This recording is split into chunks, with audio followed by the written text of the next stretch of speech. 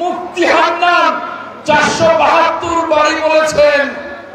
আমি কসম খেয়ে বলছি এই 21শে গ্রেনেড হামলার সাথে জনাব তারেক রহমান, জনাব অ্যাডভোকেট আব্দুল সালাম বিট্টু জড়িত নয়।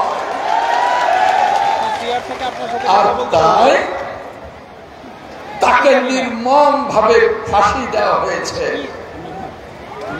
তাকে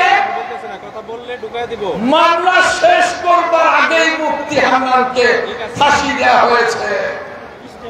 কিন্তু আমাদের নেতা দেশনায়ক তারেক রহমান তিনি তো প্রতিশ্রুতিবদ্ধ বাংলাদেশটাকে মুক্ত করবেন। গত 15 বছর তিনি বিদেশের মাটিতে থেকেও 18 ঘন্টা বাংলাদেশে থেকেছেন। বাংলাদেশের কেন্দ্রীয় নেতা থেকে তৃণমূলের সদস্য পর্যন্ত সকলের সাথে কথা বলেছেন।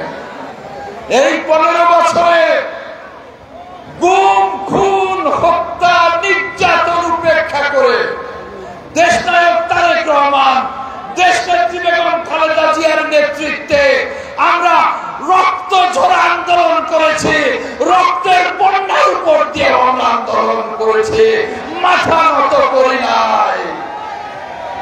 পরিশেষে ছাত্র জনতার অভ্যুত্থানে যে গণ-অভ্যুত্থান তৈরি হয়েছে, সেই গণ-অভ্যুত্থানের পিছনের নায়ক ছিলেন দেশনায়ক তারেক রহমান।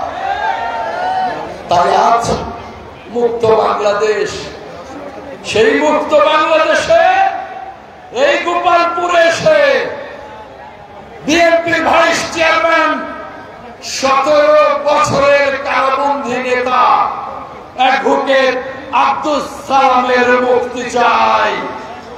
আপনারা মুক্তি চান?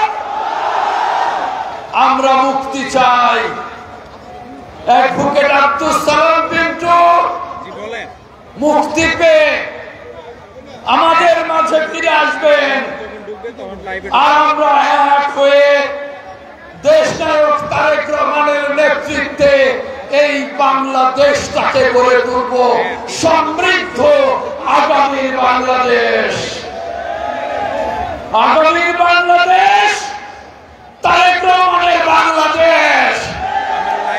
আগামীর বাংলাদেশ এই 20 কোটি মানুষের নেত্রী দেশনেত্রী বেগম খালেদা জিয়ার বাংলাদেশ। সেই বাংলাদেশ গড়বার আকাঙ্ক্ষায় আপনাদের সকলকে দেশনায়ক তারেক রহমানের নেতৃত্বে এক এবং ঐক্যবদ্ধ হয়ে কাজ করবার আহ্বান জানিয়ে অ্যাডভোকেট আব্দুল সালাম পিন্টুর মুক্তি চেয়ে আমার বক্তব্য শেষ করছি।